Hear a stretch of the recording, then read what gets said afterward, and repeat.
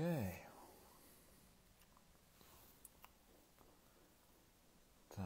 tūlīt noregulēsimies un sagaidīsim sekotājus, lai pievienojās. Tā, jautājumi ir. Parunāsim šodien par finanšu pratību, apzinātām finansēm. Sveiciens visiem.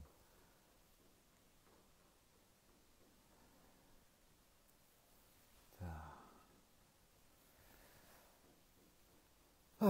Ceru, ka man labi dzird, un pamazām arī sāksim.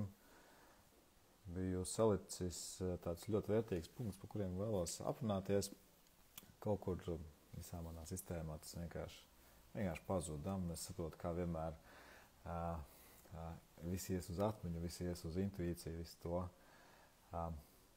Ir tāda lieta, ko parasti cilvēki nāk pie manis uz sesijām, es vienmēr viņiem saku, kad tu ej un prezentē sevi un liec sevi ārā, aptver to, ka tu jau visu patiesībā zini. Un tas, kad mums ir bailes iziet ārā kaut kur sevi prezentēt, runāt publiski un vispārējais, ir tikai rada vai beigās vēl lielāku šaubas, vēl lielāku nepārliecinātību par to, ko es daru. Bet patiesībā mēs visu jau visā pamatā jau zinām. Visas cilvēki nāk pie tevis, lai uzzinātu to, ko tu jau zini, nevis to, ko tu jau nezini, to, ko tu vēl šobrīd nezini. Tāpēc citreiz nav pat vērts gatavoties, un te saprot visus tos punktus, kurus tur cītīgi liku, par ko mēs šodien parunāsim, un kurš pazuda man visā manā kopējā sistēmā, tad es saprotu, ka stāstīšu par to, ko es tik tiešām jau zinu. Jā. Tāpēc sveiciens visiem. Man sauc Kristaps, esmu apzināto finanšu mentors. Īsi par sevi pastāstīšu. Ikdienā strādāju ar cilvēkiem, pasniedzu lekcijas, pasniedzu individuālas nodarbības par finansēm, gan par personīgajām finansēm, un pārsvarā patiesībā tā ikdiena ir man pārtransformējusies uz to, kad es strādāju tieši ar biznesiem, ar vidējiem maziem uzņēmumiem, biznesiem, kur palīdzu ieviest šīs praktiskās zināšanas par finanšu pratību un, protams, strādājot ar šo te apzinātības daļu, kas ir darbs ar iekšējo cilvēku stāvokli, jo, kā vienmēr man ir palicies atmiņā, kad es tikko sāku, kad labu laiku atpakaļ, nodarboties to, ko es nodarbojos šodien, klausījos vienu tādu podcastu, un tur bija tāda svarīga atziņa, ko es paņēmu līdzi. Ja uzņēmuma vadītājs, biznesa īpašnieks nespēja pārvaldīt savu prātu, kā viņš var pārvaldīt cilvēkus, ja nespēja pārvaldīt savu prātu, kā viņš var pārvaldīt savus cilvēkus. Un veiksmīgs vadītājs, veiksmīgs arī cilvēks, kurš pārvalda savas finanses, pamatā ir jāsāk to, ka mēs pārvaldām savu iekšējo stāvokli, savu prātu, tad savu mentālo pusi, savu emocionālo pusi, savu iekšējo stāvokli, un tad fizikā jau saliekās viss pa plauktiņiem tā, kā vajag, un tieši no tādā patiesībā daudz vieglākā veidā. Un tā ikdiena ir tieši ar uzņēmējiem, biznesiem strādāt, palīdzēt skeilot, tad audzēt biznesa muskuļus gan caur finanšu prizmu, gan caur dažādiem pārdošanas mārketinga rīkiem, ieviešot sistēmas, kas palīdz biznesiem tikai savu to rocību, savu turību, tikai vairot un audzēt. Un to jau nodarbojos vairāk, tieši ar biznesiem strādāju vairāk kā 2 gadus, un pirms tam vēl 3 gadus ļoti aktīvi konsultēju, tieši tikai strādāju privātu personām. Šobrīd, ar ko es gribu sākt, patiesībā 9. maijā man būs viena fantastiska meistarklase, kas ir diezgan reti notiek, un tad dalīšos ar to pieredzi, ko es gūstu ikdienā. Tās būs praktiskas zināšanas par naudas jomu, kā pārvaldīt naudu, kā pelnīt, kā vairot naudu, kā tērēt naudu. Patiesībā lielākā problēma mūsu ikdienā ir šī naudas tērēšana. Mums liekas, ka mēs mākam tērēt un iedodiet tik naudas, viņi mācējuši iztērēt 101 vai 1001 veidā. Bet patiesībā tieši šis tērēšanas moments ir lielākais izaicinājums mūsu ikdienā, vislielākais. Kā tad vairot naudu, investēt naudu, un pats galvenais punkts, kam es pieskaršos, tā būs naudas psiholoģija. Jo tas, kas nosaka, kādā veidā es vairošu naudu, ko es jau iepriekš minēju, ja, būs tas, kā es pārvaldu savu iekšējo psiholoģiju, savu iekšējo psihi, savu nervu sistēmu. Un tad tā būs meistarklase par praktiskām zināšanām, apvienojot ar naudas psiholoģiju. Tas būs piekdienas vakars, 9. maijā, kur 3 stundu garumā mēs iesim cauri dažādām interesantām tēmām. Tad tā būs izglītojoša un praktiska meistarklase par privātajām finansēm.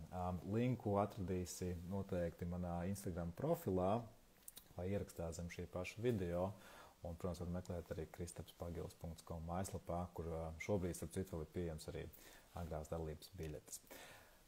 Par to vēl atgādināšu šī laiva beigās, bet tā galvenās tēmas, ko es vēlos pāriet pāri tā īsi, pusstundu 40 minūtēs, ir patiesībā tās tēmas galvenās, tad finanses, nemierīgs prāts par finansēm, naudas stress, naudas psiholoģija un drosme uzdrīkstēties. Pa lielam tas tur nekāda saistība nav ar tādām praktiskām lietām, bet tāpat laikā ir.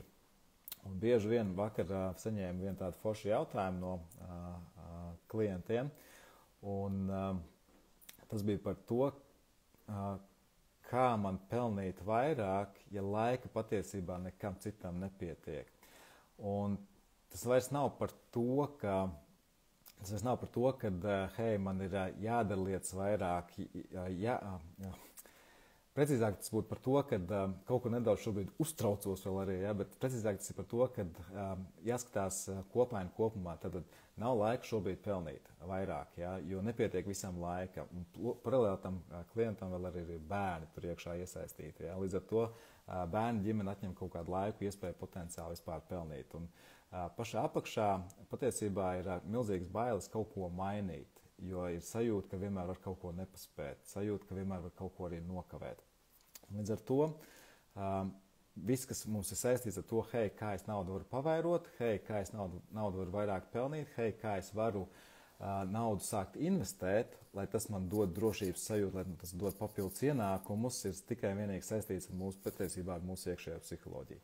Ja es māku pārvaldīt savu iekšējo psiholoģiju, savu prātu, savu iekšējo stāvokli, es spēju fiziski, praktiski, caur praktiskām zināšanām patiesībā pavairot šo te naudas apjomu. Jo nauda nav nekad patiesībā mērķis. Mums tik liekas, vairāk naudas mūs padarīs daudz laimīgāks, daudz piepildītāks, daudz labākus, daudz zinošākus vispārējais. Nebūtu nē. Ikdienās, kā es teicu, strādāju ļoti daudz uzņēmējiem, es viņiem katru reizi uzdod bieži vien šo jautājumu. Klau, tas, ka tev ir vairāk naudas šobrīd pēc tiem entajiem 3, 5, 10, 20 gadiem, vai tas tev padarīs ir laimīgāku? Un visiem kā viens ir atbilde nē. Nauda nav galvenais. Tas, kas dara viņu laimīgus, patiesībā ir tas darbs, ko viņi dara. Tas darbs, ko viņi dara no sirds. Ja mēs darām kaut ko tikai vienīgi, lai nopelnītu naudu, dienas beigās, tas nozīmē, ka mēs būsim tik ļoti pārstimulējuši savu nervu sistēmu, ka mēs dabūsim to no sērijas to 5000 vai 10 000 eiro ienākumu mēnesī, mums nedarīs beigās gandarītus. Ja? Kāpēc? Tāpēc, ka mērķis ir naudas izteiksme, bet pašā patiesībā tam mērķim vienmēr ir vajadzīgs būt vajadzībai. Ja? Kas ir tā tava vajadzība, ko tu vēlies apmierināt caur šo lielāko naudas summu? Un lielākajai daļai cilvēku patiesībā tā ir milzīga problēma. Problēma kāpēc? Tāpēc, kad vakar man bija viena sesija, grupas tāda sesija, kurā cilvēki dalījās ar tām pieredzēm, ko viņi pieredz savām atziņām, ko viņi paņems no šīs tikšanās līdzi. Un es uzdevu vienu jautājumu vienam dalībniekam, kas ir tava vajadzība. Un viņš tika pamirkšķina acis, un viņš īsti līdz galam nesaprot, par ko ir stāsts. Kas ir tava vajadzība? Ja, tad vienmēr, lai to varētu labāk izprast, var vienmēr sākt ar to fizioloģisko vajadzību. Kas ir tava fizioloģiskā vajadzība? No sērijas miegs. Ja? Tad miegs. Man ir vajadzīgs miegs, kāpēc? Tāpēc, lai es būtu resursā. Tad, ja problēma izaicinājums nav enerģija, tad var iespējams paskatīties, ka ir nepieciešams miegs. Ja tev ir labs miegs, tad tev ir enerģija. Tad tev ir enerģija ielikt to potenciālā realizācijā savā darbā, lai naudu pavairotu. Ja tev ir enerģija, tev ir resursi, lai iet izglītoties, uzņemties saprātīgus riskus, izpratni par riskiem, lai naudu investētu un to vairotu. Tāpēc pašā startā vienmēr ir vajadzīgs izprast, kas ir tava vajadzība saistībā ar finansēm, saistībā ar naudu, ar naudas tērēšanu, ar naudas vairošanu, ar naudas paturēšanu, starp citu arī. Ja? Mēs lielākās tādas klupšanas akmeņi mūsdienās ir, kad ir uzskats, kad jāuzkrāj milzīgi naudas līdzekļi, lai būtu super droša sajūta, ja, bet lai cik daudz to naudas līdzekļus uzkrāt, tā drošības sajūta neatnāk dienas beigās. Kāpēc? Jo viens ir tas, ka ir noteikts naudas summa, kas ir noteikta uzkrāšanai.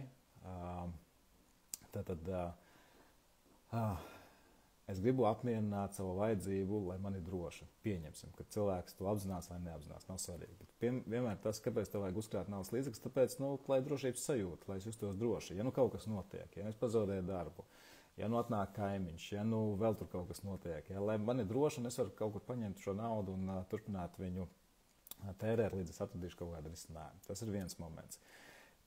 Cik liela naudas summa nepieciešams? Bieži vien cilvēks neapzinās un iet kaut kādos ļoti lielos kosmosos. Tie ir 12 mēneši, tie ir 2 gadu tēriņi, tie ir 5 gadu tēriņi, tādā garā. Viņi visbiežāk nedomā šādā kontekstā par to, cik mēnešu tēriņi tie nepieciešami, bet viņi sauc vienkārši kaut kādu naudas summu. Tad mēs sākam iet cauri tam, cik tam mēneši tas patiesībā nosaks. Un bieži vien tas, kad ja mēs Tad tas ir viens moments. Otrs moments ir, ja mēs uzkrājam atkal pārāk liels līdzekļus, katram cilvēkam tie līdzekļi, kas ir liels, ir ļoti individuāls. Tad sākās otra galējība, bailes pazaudēt to summu, kas ir uzkrāta. Bailes pazaudēt to summu, kas ir uzkrāta, inflācija apēdīs,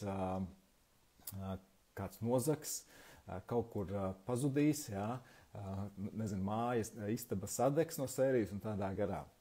Tad to sākās pretēja galējība. Bet beigās nav tas balans, nav tas ikdienas tas balans, jo viss mērķis praktiskām zināšanām par naudas jomu un izglītību un zināšanām par to, kā pārvaldīt savu naudas psiholoģiju, mērķis ir tikai viens – būt balansā savā naudas jomā. Balans starp ienākumiem, balans starp izdevumiem, balans starp uzkrājumiem, balans starp naudas vairošanu un investēšanu. Pelnīšana, tā skaitā. Pelnīšana, vairošana manā pasaulē tās ir līdzvērtīgas lietas, bet tāpat laikā ļoti milzīgu plašu citu nozīmi. Ja? Pelnīt, es pelnu ar savu ikdienas resursu, ikdienas stundām, ikdienas darbu, kuras veltu kaut kam, lai tas man ienest noteiktu ienākumu apjomu mēnesī. Naudas vairošana parasti ir tas, kur es ielieku resursu bieži vien virs tā, kas man šobrīd ir. Tas izteikts varētu būt tieši algotiem darbiniekiem. Algot darbinieki bieži vien ir pieraduši darīt lietas, rutinizētas lietas, par ko viņi saņem noteikti fiksētu algu. Ja? Tā vairs nav naudas vairošana. Naudas vairošana tas, ka es iedodu vērtību kaut kam, kas man pēc tam vairo, pelna vēl vairāk naudu. Atgriežoties pie šīs tēmas, vienmēr dalos ar tādu lietu, paskatīties nedaudz plašāk šajā naudas pelnīšanas, naudas vairošanas kontekstā, jo liela daļa algo darbinieku patiesībā domā un sapņo kaut kādā mērā, kaut kādā nākotnē tālienē, kad vēlētos strādāt paši sev. Gribētu strādāt kaut kādu veidu uzņēmēju darbību vai piepelnīties kaut kādā veidā. Lielākajai daļai tāds sapnis ir. Tas nav stāsts par to, ka algots darbs ir kaut kas slikts, kaut kas nepareizs. Nē, atkal tas ir tikai vienīgi par to balansu ikdienā. Ja? Ja tev ir balans tavā algotajā darbā, tu esi priecīgs, tu esi apmierināts par to, ko tu dari ikdienā, un tev tas sagādā prieku, nevis tu dzenies tikai tāpēc, ka vajag statusu, vajag mašīnu, vajag noteikti ciparu kontā, tad viss ir kārtībā. Ja? Bet ja tikko tas ir tikai mērķis ir nopelnīt noteikti naudas apjomu, tad tas ir tavai iekšējai sistēmai patiesībā liels izaicinājums. Ja? Jo dienas beigās mēs vienkārši saskarsimies ar ļoti daudz grūtībām, spiedienu, stresu, milzīgu izdegšanas pazīmēm un tādā garā. Ja mēs darām lietu, kas mums nepiepilda, un es tikai daru dēļ naudas. Nu, lūk, patīšu to domu uz atpakaļ, tulītās vienkārši vienmēr, kad es izeju ārā publiski, hei, es gribu parunāt par naudu, man ir tik daudz ko stāstīt, noķert to domu un sabalansēt sevi, sagrupēt atpakaļ, citreiz neiespējami. Kā es teicu, gatavojošai sesijai sarakstīju key points, par ko es gribu runāt, lai nenovirzītos, un, protams, manā sistēmā tas vienkārši kaut kur pazuda kopējā kontekstā. Nu, lūk, par naudas vairošanu un algotajiem darbiniekiem, atgriežoties atpakaļ. Tātad vienu lietu pierakstu, lai pēc tam atcerētos. 70% aptuveni, tā ir mana statistika, bet es ticu, ka viņa ir stipri vien lielāka. 70% algo darbinieki dara darbu, kas viņiem patiesībā nepatīk. 70% algo darbinieki dara darbu, kas viņiem patiesībā nepatīk. Un tas ir fakts. Es domāju, ka, kā es teicu, man liekas, ka tas ir pat lielāks procents. Manā ikdienā, kur es saskaros ar dažādām grupām, dažādiem uzņēmumiem, ja, tas izriet no tā tikai. Algots darbinieks atdod savu fiksētu noteiktu laiku, noteiktu dienu skaitu, noteiktu dienu skaitu mēnesī par noteiktu fiksētu samaksu. Un līdz ar to tas naudas vairošanas potenciāls, kur es varu radīt pievienot vērtību, kas man pelna vēl lielāku naudu, ir diezgan ierobežots. Un vienmēr bieži vien savās meistarklasēs, savos kursos saskaros ar jautājumu, kādā veidā es varu gūt šos papildus ienākumus. Protams, visbiežāk es dzirdu pasīvos ienākumus, kad cilvēks saprot, ko nozīmē pasīvi ienākumi, ka pasīvi ienākumi nemaz nav pasīvi ienākumi, un ka pasīvi ienākumi ir nevis īstermiņa projekts, bet patiesībā ilgtermiņa projekts, tad šie termini tiek nomainīti uz to, kādā veidā es varu pavairot savus ienākumus šobrīd, veidojot to vērtību paralēli savam algotajam darbam. Un 70% tad cilvēki nedara algotu darbu to, kas viņiem piepilda, un atdod savu laiku pret salīdzinošu ierobežotu naudas apjomu. Un kādi lielākie meli pasaulē, tad tie ir laiks ir nauda. Laiks ir nauda, ļoti daudz noteikti ir dzirdējuši. Tie lielākie meli pasaulē. Kāpēc? Kāpēc? Šis ir ļoti interesanti. Vienkārši padomājiet, ja tev šodien beidzās nauda, ko dari rītdien? Ja tev šodien beidzās nauda, ko tu rītdien dari? Tu uztaisi jaunu naudu, tu sāc veidot jaunu naudu. Prasmes, zināšanas joprojām tev ir, tu vienkārši sāc darīt, veidot jaunu naudu, atrod jaunu darbu, sāc veidot jaunu biznesu. Vienalga. Ja tev šodien beidzās laiks, tu rītdien jaunu laiku vairs nedabūsi. Tāpēc laiks ir nauda, tie lielākie meli pasaulē, kas vienkārši izdomāti. Ja?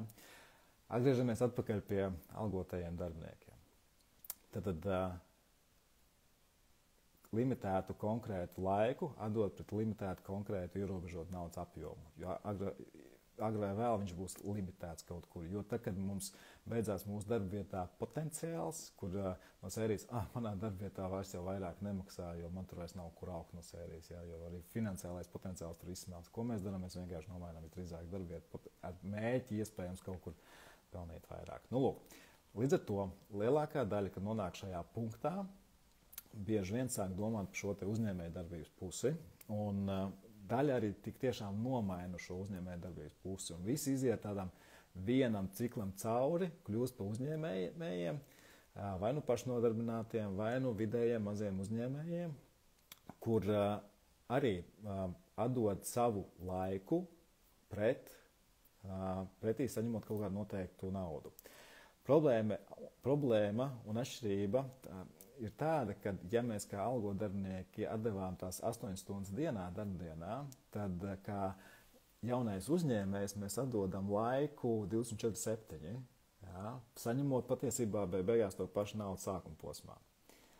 Ja, ir lielāka it kā tā brīvības sajūta, jo tas, kāpēc mēs gribam piepelnīties, veidot kaut kāds blakus projekts, vairot ienākumus, lai kļūtu par pastāvīgiem 24/7 uzņēmējiem, no algotiem darbiniekiem, tad tas ir iemesls, ka es gribu lielāku brīvību. Tas atkal tā ir iekšējā sajūta, iekšējais stāvoklis, un tas atkal nevis nauda man dara, nauda ir tikai līdzeklis, kas man palīdz tikt uz to, ja? Bet patiesībā nauda nauda ir kā galamērķis tam, kas iedod man to brīvības sajūtu, bet ja es darīšu to lietu, to galamērķi, darbu, kas man vispār nepiepilda, ja? Sasniedzot to noteikto ciparu, tik un tā nejutīšos drošības sajūtu. Būs visu laiku trūkums kaut kāds, būs visu laiku kaut kāda kompensācija, būs visu laiku kaut kas cits, jo būs nākamais atkal lielais mērķis atkal, jo iespējams tas man palīdzēs un veidos to drošības sajūtu. Ja. Tātad par uzņēmējiem mēs kļūstam, vai mēs gribam saidu kaut kādu biznesu taisīt vai kaut kādu saidu ienākumu taisīt tikai tāpēc, kad mēs gribam šo te drošības sajūtu. Nu, lūk. Bet tāpat laikā dodam 24/7, īpaši sākuma posmas. Līdz ar to laika nav vispār. Naudas ir tikpat, cik algotajam darbiniekam. Jo algotajam darbiniekam vismaz kaut kāds laiks vēl paliek pāri sev vismaz ģimenē, ja, kaut kādiem saviem vaļaspriekiem atpūtē. Tikai problēma tajā, kad ir ierobežots naudas apjoms.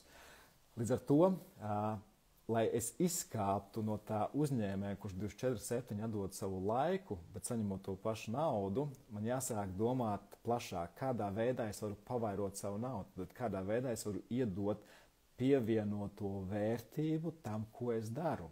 Kādā veidā pievienotās vērtības, kā mēs varam dabūt. Ja mēs sākam kaut kādas lietas uzņemties risku, uzņemties pirkt laiku, uzņemties ieviest kaut kādu veidu automatizācijas un sistēmas. Un visi, vienmēr, kad es pasaku sistēmas ieviest, visu uzreiz tāds bāzi, kaut kāds tur tūdaļi jātaisa, ja tur no sērijas ražošanas iekārtas, lai viss tas notiek automatizēt un tādā garā. Ļoti sarežģīts uzreiz tāds sistēmas tiek domāts. Nē, sistēma ir arī tad, ja tu paņem administratoru, kuram tu deleģē, tad tu attīsti kvalitāti, uzticēt kaut kādus darbus, lai tu tie izdara tavā vietā, un tādā veidā tu ietaupi laiku. Un tas, ko tu mācies paralēli uzticēšanai, tu mācies paralēli arī kontroli atlaist. Jo lielākā problēma jauniem uzņēmējiem ir mācīties atlaist kontroli.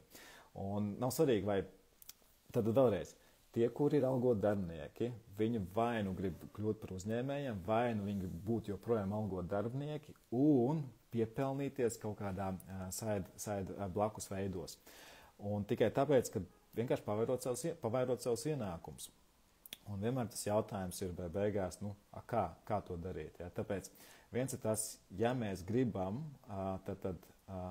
atspriegot ikdienā savu laiku un pelnīt vairāk, mums jādomā, kādu pievienoto vērtību es varu radīt, kādā veidā es varu pirkt savu laiku, kur es pērku savu laiku, par ko es esmu gatavs maksāt, lai atkal īstermiņa, ilgtermiņa domāšana, ja? Lai ilgtermiņā es justos turīgāks, lai ilgtermiņā es justos bagātāks, lai ilgtermiņā man būtu lielāka drošības sajūta, lai ilgtermiņā man būtu pietiekams šis naudas pilns, kas man šobrīd nepieciešams, lai ilgtermiņā man būtu manās vecumdienās, lai man būtu tāds naudas apjoms, lai man nebūtu jāstraucās. Pirmais pensiju līmenis un otrais pensiju līmenis man nodrošinās to naudas apjomu, kas man šobrīd tik tiešām ir nepieciešams.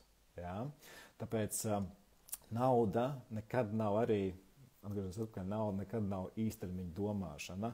Nauda ir tikai un vienīgi par ilgtermiņa domāšanas attīstību. Tad attīstīt sevi ilgtermiņa domāšanu, kādā veidā es varu pavairot savu naudu un to, ko es ielieku šodien, kamā es investēju šodien, vai tas ir sistēmas, vai tas ir cilvēki, vai tas esmu es pats savā izglītībā, prasmēs un zināšanās, es investējot šodien, varu noteiktā X termiņā atgūt atpakaļ. To visu var pat matemātiski izreikināt un pamatot, jo kāpēc es izvēlējos beigās, tas notika kaut kā dabiski, protams, ja, bet tas mērķis ir uzņēmēji mazie vidējie strādāt, jo lielākais izaicinājums maziem vidējiem uzņēmējiem ir, kas ir naudas plūsma.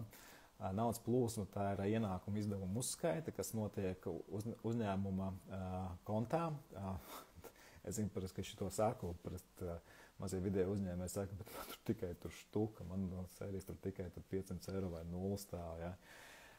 Jā, tas nozīmē, ja tāda situācija katru mēnesi notiek, tas mēs kaut ko startā jau darām nepareizi. Ja? Un naudas plūsma, jā, tas, kas parāda, kas šobrīd notiek ienākumos, izdevumos, un parāda to, kas potenciāli nākotnē notiek ienākumos un izdevumos. Un naudas plūsma, jebkuram uzņēmējam, kurš grib attīstīt paralēli savam algotajam darbam, kā tādu blakus ienākumu ir obligāta, ir brīvprātīgi obligāts rīks. Kāpēc? Tāpēc, ka tas iedos apakšā katrai tai potenciāli nākotnes naudas plūsmai, tas iedos apakšā darbības, rīcības, mēķus, kādā veidā es to sasniegšu.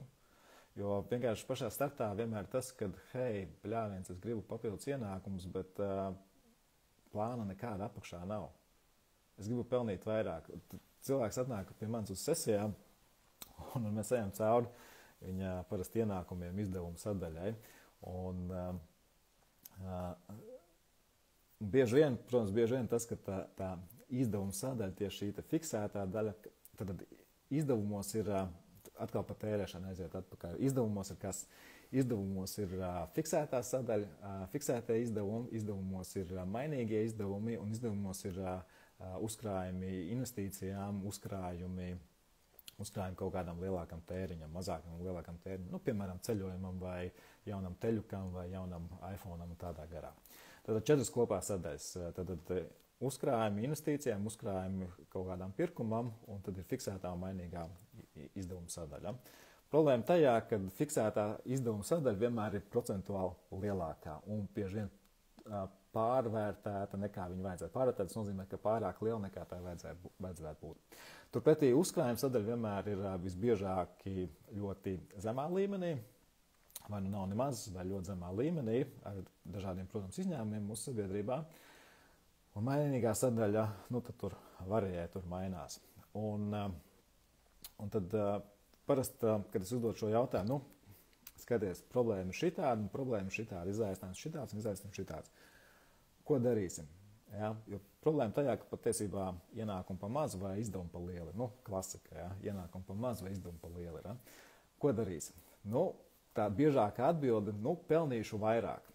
Ok, man der, ka tu pelni vairāk un tavu ienākumu izdevuma sadaļa paliek tā, ka tu viņu var nemainīt. Tu viņu pilnībā var nemainīt. Mēs neko nemainam, bet kāds ir tavs plāns tad pelnīt vairāk? Skatīsimies, ja? Un ja atbildi skatīsimies, tad tur nekas nemainīsies. Tāpēc, ja mēs ejam uz to, ka mēs savus izdevumus negribam samazināt, un tas ir ok, ir normāli, ka nevēlies šobrīd samazināt savus izdevumus, jo izdevumi tā ir procentuāli pieauguši. Tu citu, inflācija, ja nemaldos, tā 21. gads, 4 gadu griezumā ir 38% pieaugums. Inflācija 4 gadu griezumā. No tiem 50% ir pārtikai, un arī nedaudz vairāk kā 50% ir mājokļi. Tas ir īre, tas ir enerģētika, kas ir komunālajie maksājumi tādā garā. 3,8% pieaugums. Algas šobrīd vēl netiek tik daudz līdz. Loģiski, ka izdevuma sadaļa, tieši fiksētā sadaļa tikai palielinās. Bet ja es saņemu atbildi, šo te es vienkārši pelnīšu vairāk. Ja? Apakšā jābūt plānam kā. Ja plāns nav kā to darīt, tad izdevumi nemazināsies un, protams, ienākumi arī nepalielināsies. Ja ir plāns kā, un tajā brīdī parasti arī cilvēkam slēdzās tie zobrati iekšā kopā, tur ir 2 varianti. Vai nu viņš sāk tiešām likt kopā to plānu, kā es pelnīšu vairāk. Ja viņš ir uzņēmējs, tas ir ļoti vienkārši, kas viņam jāizdara, lai pārdot savu produkciju vairāk, lai piesaistītu klientus vairāk, kādas darbības, kādas rīcības jāizdara, kādas sistēmas jāsāk ieviest paralēli tam, lai mums arī 3 mēnešu, 6 mēnešu, 12 mēnešu laikā šī sistēma sāk reāli strādāt un nest iekšā naudu. Vai kāds tas ir blakus biznesam, algotajam darbam, ko tu vari attīstīt, lai tas nest iekšā jau tūlītē vai īstermiņā noteikti apjomu. Nu, lūk, ja tur plāns, protams, apakšā nav, tad tur nekas nenotiks. Ja? Tāpēc, turpinot, ja plāna apakšā nav, tad vienīgais veids, kādā veidā tu vari justies veselīgi savās finansēs, ienākumu izdevumu sadaļā, ir tikai samazinot savus fiksētos izdevumus. Mainīgos arī, bet lielākais pienesums tieši būs tajos fiksētajos izdevumus. Kas ir fiksētie izdevumi? Tas ir viss tas, ko mēs maksājam katru mēnesi. Tās ir īres, tās hipotēkas, tas ir automašīnas uzturēšanas izmaksas, kasko oktas tādā garā. Mēs to visu varam aprēķināt gada griezumā. Tas ir privāta skolas, privāta bērndārzi, tas ir viss tas, kas mums ir fiksēti katru mēnesi. Un, ja mums nav plāns, kādā veidā es varu palielināt savus ienākumus noteiktā X periodā, tad vienīgais veids, kādā veidā es varu justies drošs, sabalansēts, pārliecināts, un ka man ir skaidrība manās finansēs, ir tātad mazināt šo te fiksēto sadaļu. Un tur sākās milzīgas problēmas vienmēr.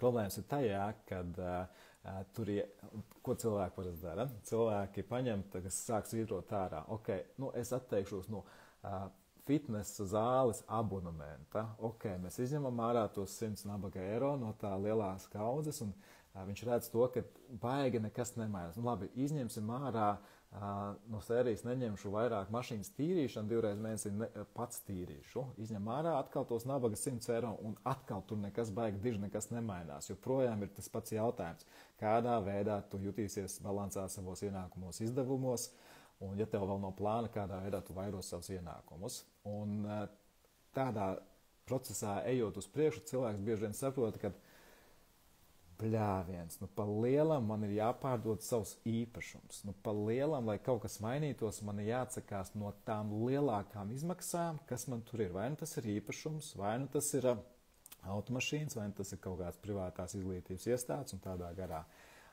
Pārtika, tas ir arī īpaši tie, kas aizraujās tāds kā, piemēram, es ļoti kvalitīvu pārtiku, tad šī pozīcija bieži vien var būt ļoti liela.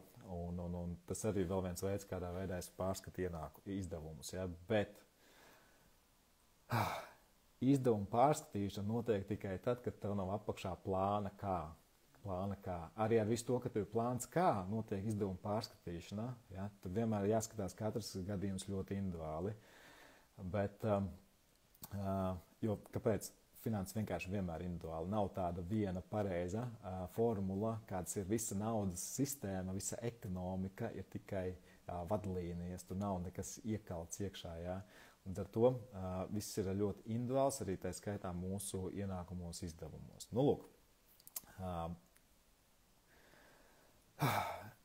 gribēju šo te padalīties, jo patiesībā, kad cilvēki, tad privāti personas pie manis, kad nāk, viņas parasti nāk, ka, hei, Kristap, es gribu saprast, kā naudu investēt, kā pasīvi tos ienākumus iecārt. Mēs vienmēr ejam cauri arī tai sadaļai, kas ir ienākumu izdevumi. Ja tu nezini savus ienākumu izdevumus, tu jau nezini, cik tu patiesībā vari investēt šo te naudu.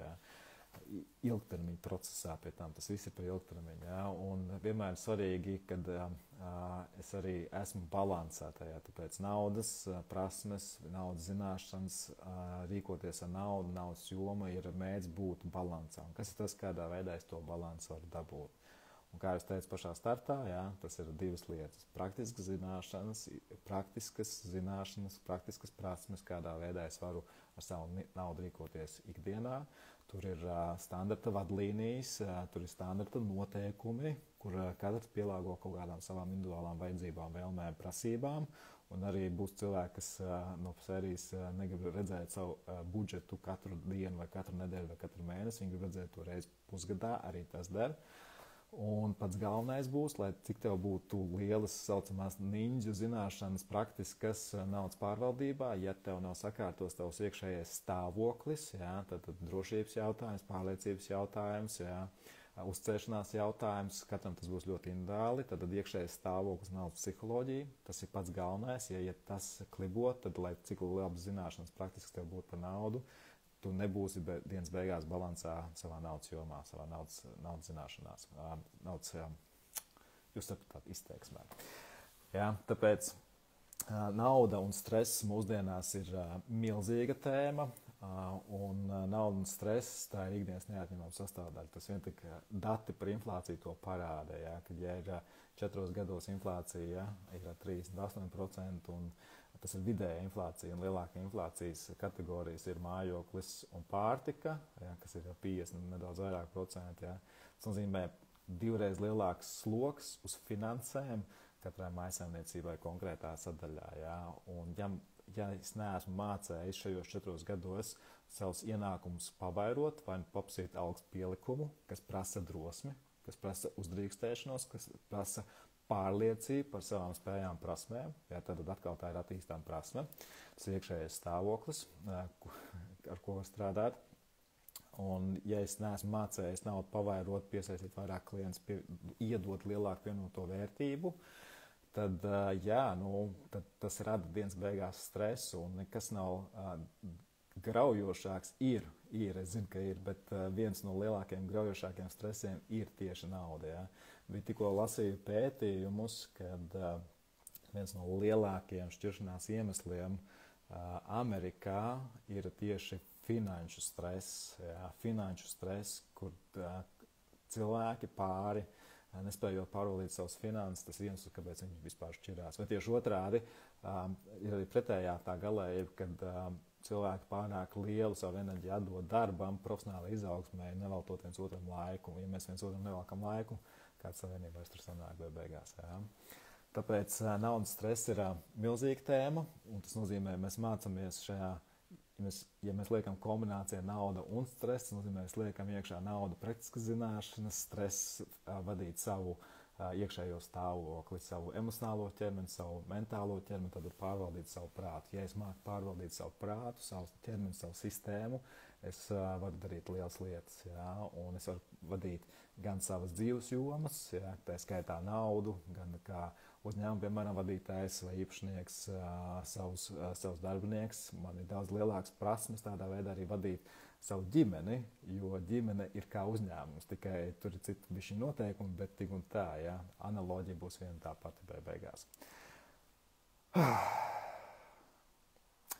Drosme uzdrīkstēties darīt savas lietas ir iekšējais stāvoklis. Drosme uzdrīkstēties paprasīt algas pielikumu ir iekšējais stāvoklis. Drosme uzdrīkstēties radīt pievienoto vērtību tam, ko tu dari, ja, ir iekšējais stāvoklis. Un atkal, vienkārši, ja mēs mākam to pārvaldīt, ja es māku to pārvaldīt, ja es māku to atpazīt, ja es māku to strādāt, nav lietas, kas nav iespējams. Ja. Arī es savu laiku, kad es nolēmu, tad es nāku no korporatīvās vides, 14+ gadu nostrādāju korporatīvā vidē, pelnīju labu naudu,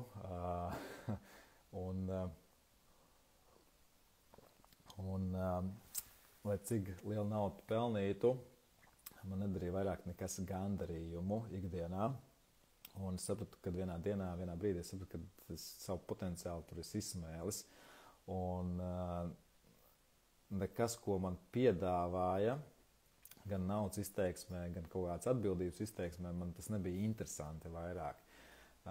Kāpēc? Jo man vienmēr bija tā iekšējā sajūta, ka es gribu kaut kādas savas lietas darīt, veidot savu pievienoto vērtību. Un man nācās, lai es to varētu nomainīt, jo ko tas nozīmē? Man jāstrādā drosmi, lai es varētu kaut ko nomainīt. Ja?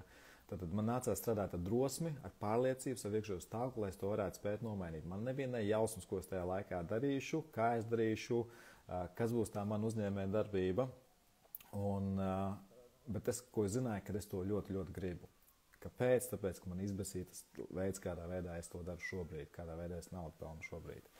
Un ar to milzīgs darbs tieši ar iekšējo psiholoģiju, kas rāda, ja jau lielākā man nepārliecinātība tajā laikā bija, kādā veidā es nodrošināšu sevi, savu ģimeni, kādā veidā es atmaksāšu savus rēķinus. Un tagad tam iet cauri, tas bieži vien cilvēki atmet atpakaļ patiesībā, zini, kā es par to baigi nestraukšos labāk es pacietīšu un labāk ir miers un apmaksāt rēķinu, nekā es tur lekšu ārā, veidošu kaut kādu pievienotas vērtības, vairošu naudu, investēšu tādā garā vai vispār pāriešu 100% uzņēmēju darbībā. Ja, un tas ir tas, ar ko beigās patiesībā ir jāstrādā. Ja, un ja es spēju tam pārkāpt pāri, es spēju vienkārši pieredzēt tās lietas, kuras patiesībā ikdienā vēlos pieredzēt. Tas bija par to, un es atradu šodien, tas bija šorīt no rīta, netīšām izlica man vai labs posts, kurus gribu padalīties, un parasti arī saņem šo jautājumu no cilvēkiem, kas ir tas, kādā veidā es varu to naudu pelnīt vēl vairāk, kas ir tas, kādā veidā es varētu pavairot to naudu, kas ir tie saucamie side hustle, jeb blakus darbības, ko es varētu apgūt, mācēt, darīt, lai es varētu naudu pavairot. Kas ir tā mana unikalitāte, prasme, kas būtu tas, par ko cilvēki vispār gatavi maksāt. Tas jautājums, ko patiesībā daudziem vajadzētu mēģināt atbildēt. Un atradu tādu postu, kas ir 101 veids, kādā veidā uzbūstot savu neto vērtību. Un viens no pirmajiem, top 1 ir, kas te ir uzlikts, viņiem nav noteikti secība, kas ir lielāks, kas ir mazāks, vienkārši par to, ka viens no pirmajiem tas ir prasmes mācīt investēt vērtspapīru biržās. Vērtspapīri tas ir akcijas, tās ir ETF, tās ir obligācijas.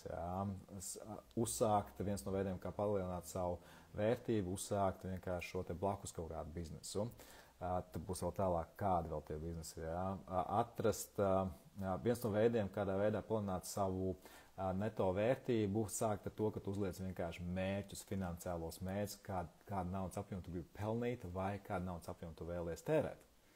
Jo tērēšana iet kopā ar pelnīšanu. Ja tu uzliec šobrīd mērķi, ka tu gribi tērēt no sērijas 2 reizes vairāk nekā tu šobrīd nopelni kaut kādā pārskatāmā nākotnē, tad tas ir mērķis, ko tiekties, ka tik daudz vismaz vēlos kā minimums nopelnīt. Es vienkārši šeit tagad haotiski cauri, kas man lec iekšā, izīrēt, piemēram, savu automašīnu vai jebkādu citu veidu transportu, ko ikdienā var izmantot citi. Citu man ir viena kliente, kas izīrē kārčeru tehniku, un tas viņai ir side hustles, tātad blakus bizness, kas viņai dod kaut kādu papildus ienākumu viņas ikdienas darbībai.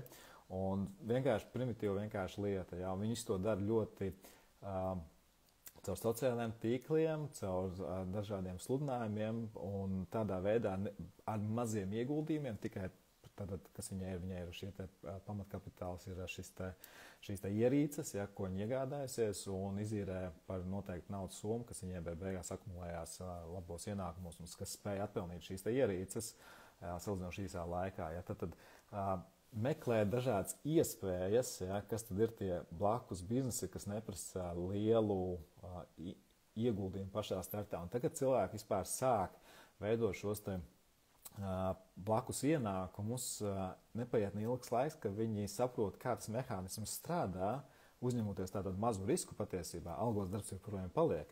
Es uzņemos mazu risku pelnīt papildus ienākumus un pārvēršās beigās par pilnīgi kaut kādā vēl citā virzienā, bet kļūst par pilnvērtīgu uzņēmēju, ko patiesībā lielākā daļa algo darbinieku patiesībā grib.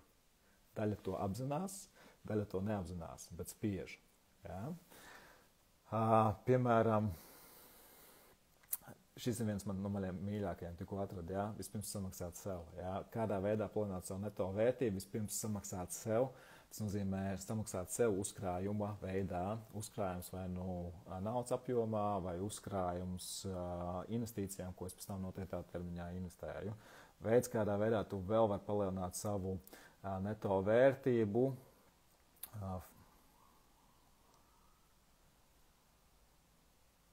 Cik tad daudz. Īsumā šito es ielikšu arī.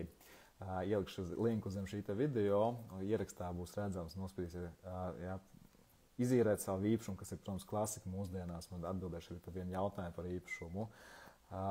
Izīrēt, kas man liekas vispār crazy, bet varbūt strādā, izīrēt apģērbu un citu veidu ekipējumu. Jautājums, kādu veidu apģērbu. Izveidot online kursus, kas šobrīd, man liekas, paliek vien populārāk, un cilvēki ir gatavi par tiem maksāt, cilvēki ir gatavi atrast īsceļus, kādā veidā tikt pie jaunām zināšanām, praktiskām zināšanām. Ļoti daudz cilvēku neapzinās, ka viņiem ir ļoti vērtīgas zināšanas, ko viņi var iedot tālāk sabiedrībai. Jo arī vakar es arī tieši sēžu pie stūres runāju, tāds, ko es tajā laivā tur stāstīšu. Es finansēm viss skaidrs, ko es tur jaunu varu pateikt. Un man blakus vienkārši partners saka, Kristap, tu visu saproti, bet cilvēkiem šis zināšanas ir kaut kas jauns bieži vien. Bieži vien kaut kas atkārtojas, jo es jau tajā sēžu katru dienu. Un tas pats ir daudziem citiem cilvēkiem. Tajos jautājumos, kuros jūs sēžat katru dienu, patiesībā tas ir potenciāls jūsu unikalitātei, par ko cilvēki patiesībā ir gatavi maksāt, lai šīs zināšanas dabūtu arī sev.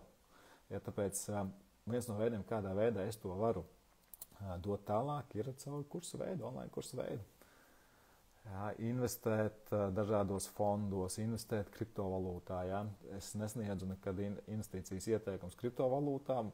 Kāpēc? Tāpēc, ka tie ir mežonīgie rietumi, bet es ticu, ka tur ir viennozīmīgi potenciāls, un tas nav nekādā veidā investīcija ieteikums. Jā. Pārdot, piemēram, domēnu nosaukums, pārdot Latvijā, zinu, ka ir populāri pārdot automašīnu numurus. Jā. Var atrast 101, 1001 piepelnīšanās veidu, kas var potenciāli pat izaugt par uzņēmēju darbību. Un stāsts nav par to, ka konkrēti šis veids izaugs par kaut kādu uzņēmēju darbības ienākumu veidu. Stāsts par to, ka tādā veidā tu savu sistēmu darbini pie jauniem ieradumiem, jaunām prasmēm. Jā. Iemācīt savam ķermenim, savam prātam, savam iekšējam stāvoklim, kā tas mehānisms, uzņēmēju darbības mehānisms patiesībā strādā.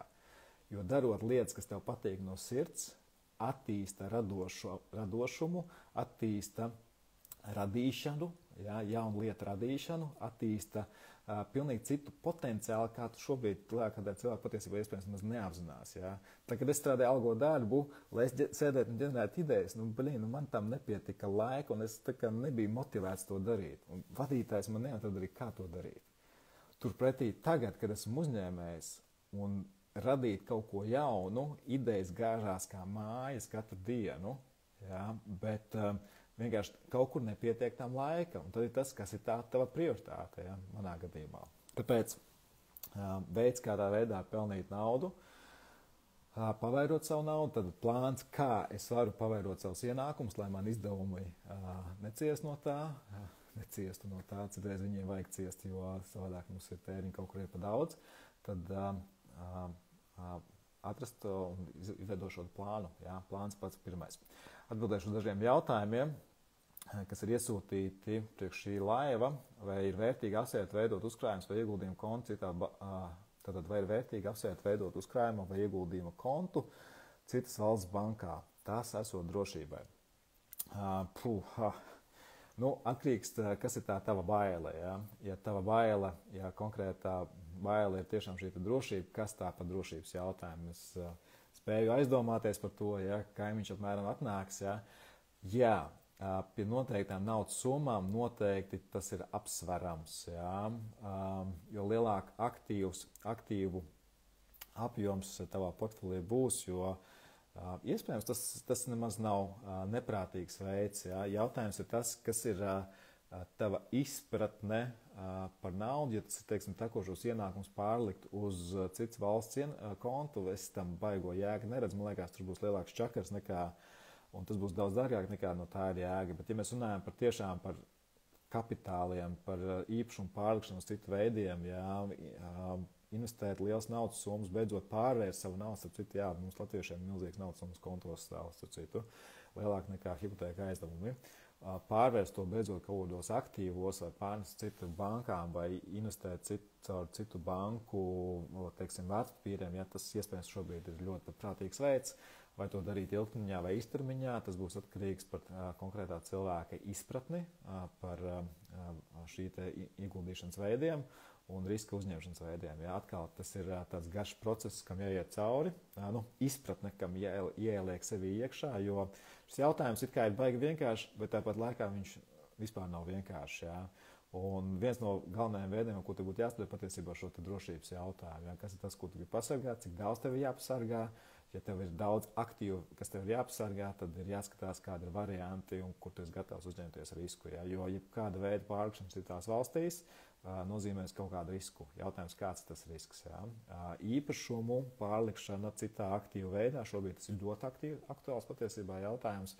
Tad vai man ir vērts savu īpašumu pārdot, investēt citu veidu aktīvos? Potenciāli iespējams jā. Ja kaut kas notiksies, tad investējot citu veidu aktīvos, tu iespējams tādā veidā pasargās naudu. Bet atkal jāskatās cits konteksts, ja, kas notiek šobrīd ar Ameriku, kas notiek šobrīd ar tarifiem, kas notiek ar attiecībām Amerika-Ķīna, Amerika-Eiropa. Ja, un līdz ar to, vai šobrīd ir labs laiks vispār investēt vērtspapīros, tas ir ļoti tāds atklāts jautājums. Ja, un šobrīd tāda sabiedrības finanšu puse, smagsvaru puse noslēdzās to, ka varbūt tomēr paturēt naudā vairāk, varbūt tomēr ieguldīt īstenībā kaut kādos ieguldījumus, ja kas investēt pēc tam kad ir cenas kritušās un tam līdzīgi. Tāpēc ir liela neskaidrība un nav viennozīmīgas atbildes. Jā, es ceru, ka kaut kādā mērā atbildēju šo jautājumu. Kā sieviete, kur audzina bērnu Latvijā, var caur iespējām drosmīgi iegūt finansiālo brīvību. Tur jāskatās atkal kontekstā ir, ko priekš tevi nozīmē finansiālā brīvība, tas ir viens. Cik maksā tavu finansiālā brīvība, tad cik ir jāpelna šobrīd vai jātērē šobrīd, lai tu justos finansiāli brīva.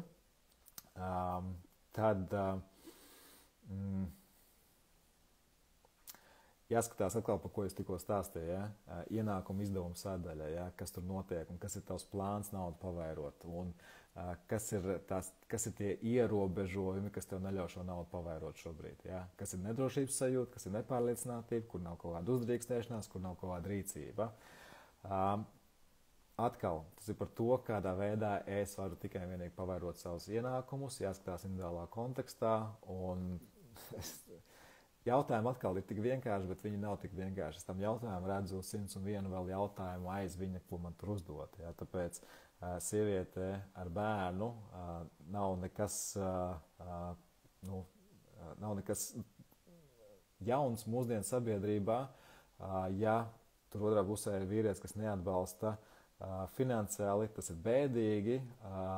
Protams, tad ir sievietei pašai visu saviem pleciem. Tas nozīmē noteikti, ko viņa ieslēdz baigo močīšanu dienas beigās, un tā lielā močīšana beigās aiziet uz to, ka nervu sistēmas vienkārši sāk izslēgties ārā, sāk brukt pamazām. Jā. Tur ir nedrošības sajūta jāstrādā, tur ir pārliecības sajūta jāstrādā vispārējais. Jā. Atkal jāstrādā, ja fokus ir uz būt balansā. Ja mēs varam panākt, atrast sev veidus, kādā veidā es varu būt balansā, jā, tad tā būs atslēga uz to, kā iespējams drosmīgi gūt finansiālo brīvību. Jo finansiālā brīvība ir sajūta, nevis cipars. Ja? Finansiāla brīvība, par to mēs runāsim meistarklasē, kas būs 9. maijā Būdas Mūžā klātienē notiks. Ejam tālāk, kā veidot uzkrājumus, ja dzīvo no algas līdz algai. Veidot jaunu ieradumu, nedzīvot vairāk no algas līdz algai. Ko tas nozīmē? Tas nozīmē to, ka, ja mēs gribam kaut ko mainīt savos ieradumos, un tātad mans ķermenis, mans prāts, man nervu sistēma piedus pie tā, ka es dzīvoju tik saņemu, tik arī iztērēju. Un mums jāsāk veidot ir jauns ieradums soli pa solim. Tas nozīmē, man jāsāk sevi radināt pie mazākiem tēriņiem, lai vai kas pie mazākiem tēriņiem. Vai atkal, ko es minēju iepriekš, kāds ir plāns, lai pavairot savus ienākumus. Ja? Ja plāna nav, tad soli pa solim mazināt tēriņus, jo šis komentārs īstenībā ļoti bieži arī saņemu no cilvēkiem, bet ko tu man darīt, ja es tik daudz nepelnu? Bet tas taču 15% vai 10% atlikt, tas nav iespējams. Ja? Bet mēs padomāsim, tava alga vai ģimenes ienākumi no sērijas, individuāli ienākumi ir 2000 pieņemsim, jā, tad 10% ir patiesībā tikai 200 eiro. 200 eiro mūsdienās nav nekas. Tā nav liela summa. Jā. Rīgas iedzīvotājiem noteikti nē. Un, ja mēs šos 200 eiro iemācām savam ķermenim, savam prātam katru mēnesi uzkrāt noteiktām tehnikām, noteiktām prasmēm, tad kāds rezultāts var būt pēc 10 gadiem, pēc 20 gadiem. Tie ir atkal tas, ka mums ir jāmācās attīstīt ilgtermiņu domāšanu finanšu plānā. Jā, finanses, jebkāda veida finanses, jebkāda veida ekonomika, tas ir ilgtermiņa notikumi, ilgtermiņa plānošana. Un es nekad nevēlos sarežģīt finanšu pratību, es ielieku tos vārdus, jā, ekonomika, ilgtermiņa plānošana. Tas viss ir daudz vienkāršāk, jā, un tāpēc vienmēr es cenšos šos gudros terminus, kas parasti rādās panorāmā, 8:30 vakarā nelikt iekšā, jā, citreiz pasprūk, jā, bet visi mērķis to, ka finanses ir vienkārša lieta, ja mēs iedodam pareizos impulsus savam prātam, savam ķermenim lietas pamainīt. Izpratni, tas nozīmē, mēs iedodam izpratni, kuras vislabāk šobrīd ir ieguldīt naudu, vislabāk ir šobrīd mācīties ieguldīt naudu un savā personīgajā izglītībā viennozīmīgi. Viss, kas saistīts ar investīcijām, klasiskajām investīcijām, vērtspapīros, nekustamais īpašums, dzīvības apdrošināšanas ir no-go, trešais pensiju līmenis ir no-go, izņemot tad, ja tu neesi 100% akciju plānā. Bet arī tur ir savi issue, par ko mēs vairāk arī runāsim patiesībā mūsu meistarklasē klātienē. Ja, tad, kur šobrīd vislabāk ieguldīt naudu? Šobrīd vislabāk ir ieguldīt savās zināšanās un prasmēs. labs laiks, lai mācīties investēt, jo investīcija ir psiholoģisks process, un kamēr mēs iemācāmies praktiski investēt, mums jāiziet cauri noteiktiem psiholoģiskiem procesiem investīciju jautājumos. Tāpēc iziet kursu, jebkādu kursu, kā praktiski investēt, jums neko nedos, līdz jūs nebūsiet apgūši naudas psiholoģiju. Es jums to saku no savas personīgās pieredzes. Vai šobrīd ir īstais laiks pirkt dzīvokli mikrorajonā Rīgā izīrēšanai? Kā viņš zināja? Atkal, kāds ir mērķis? Ja? Kāds ir mērķis šai investīcijai? Kāds ir ilgtermiņa mērķis šai investīcijai? Vai ir apsvērta arī cita veida investīcijas, ne tikai nekustamā īpašumā, bet kāds ir tātad plus mīnus katrai no investīciju veidiem? Klasiskajām investīcijām es runāju, es nerunāju par augstrisku investīcijām. Vai īstais laiks pirkt tieši konkrēti mikrorajonā? Īsā atbilde jā. Īpašumu šobrīd ir joprojām izdevīgi pirkt Latvijā. Kāpēc? Ja mēs paskatāmies tādu mazu kontekstu, tas nenozīmē, ka tas ir jāpērk. Nē, tas nozīmē tikai konteksts, viena no vadlīnijām. Ja mēs salīdzinām cenas Lietuvā, Igaunijā, mēs ritīgi atpaliekam. Ja? Mūsu jauno projektu cenas ir 2500 plus mīnus 2,8 tūkstoši eiro kvadrātmetrā, mikrorajonā kaut kas 1000 plus mīnus, kā kurā mikrorajonā tur fluktuēs, tad variācija būs pa labi pa kreisi. Ja? Turpretī Igaunijā, tad jauno projektu cenas, ja pie mums ir 2,528, tad tur ir plus mīnus kaut kas 4 sākās. Ja? Un arī otrreizējā tirgu tas apmēram ir 2000 eiro vai pat augstāk kvadrātmetrā. Lietuvā nedaudz zemāk nekā Igaunijā, bet joprojām ievērojami augstāk nekā Latvijā. Ja? Un ja mēs paskatāmies šo perspektīvu, ja, mums ir kur augt vēl nekustamo īpašumu jautājumu ziņā. Tad, ja paskatāmies kontekstā, kāds ir īpašuma cenas kontekstā ar vispār Eiropu kopumā, īpaši ar Rietumu Eiropu, tas ir vēl viens moments. Tad paskatāmies, kas notiek ar īres tirgu Latvijā, ja, konkrētā rajonā, konkrētā mikrorajonā, vai tur ir potenciāls. Ja. Viena lieta, ko es vienmēr apsveru, iesaku apsvērt, ir, hei, tagad rekur runā, būs 1000 jaunas vienības, īres vienības Rīgā cels. Ja? Ko tas nozīmē tavam rajonam, kur tu izvēlēs šobrīd pirkt īpašumu?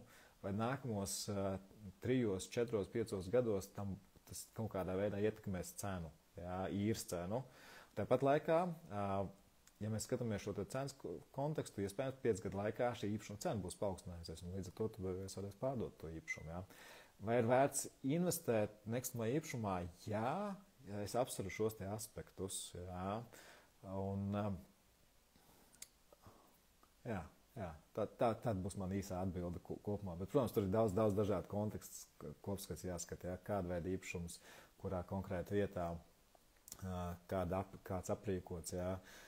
Vienmēr cilvēki, kad investē īpašumā, tas ir vistaustāmākais, vispazīstamākā investīcijas tā sadaļa, bet bieži vien mēs neizprotam patiesībā to blakus efektu, ko tas nozīmē ilgtermiņā, ja? Kāds čakars tas patiesībā ir. Un beigās īpašuma izīrēšana nav pasīvs ienākuma veids, ja mēs neizprotam visus plusus un mīnus. Ja? Priekš maniem tas ir kā pasīvs ienākuma veids, jo es izprotu visus plusus un mīnus. Es zinu, kā tur uzvesties, es zinu, kā komunicēt, es zinu, kādas sistēmas jāievieš, lai tur būtu droši teikt, ka tas ir pasīvais ienākums. Ja? Tāpēc, jā, īpašumu ir vērts šobrīd joprojām pirkt. Nē, ja līdz šim nav bijusi pieredze, un pieredze bijusi bēdīga, un parasti mēs uz tām bēdīgām pieredzēm fokusamies to, kas ir nestrādājis, nevis fokusamies to, kas patiesībā varētu strādāt. Ja? Nu tā, uz jautājumiem, jā, pagaidām viss, un mans aicinājums ir tātad 9. maijā Budas muižā Bieriņos Rīgā man būs klātienes meistarklase praktiskām zināšanām, izglītojoša meistarklase par naudu, par apzinātām finansēm. Mēs runāsim gan par naudas vairošanu, tērēšanu, pelnīšanu, paturēšanu, jeb uzkrāšanu, naudas psiholoģiju, dalīšos saviem piemēriem. Tad būs iespēja klātienē uzdot tev savus personīgos jautājumus, kas skar patiesībā tieši tavu naudas, jo mums būs gan dažādi uzdevumi, gan iegūs rīkus pēc šīs meistarklases, ko tu varēsi izmantot savā ikdienā, lai mācīt savu sistēmu, savu ķermeni, savu prātu, būt turīgam, būt bagātam, vairot naudu, mācēt būt stresa situācijās pārvaldīt savu ikdienu, lai naudas joma paliek beigās tādā labā balansā. Tas ir tas mērķis, un visus linkus atradīsi gan šī video, gan meklē meistarklases linku manā Instagram profilā. Paldies, ka veltīji laiku, un tiekamies kādā citā reizē. Pagaidām, čau!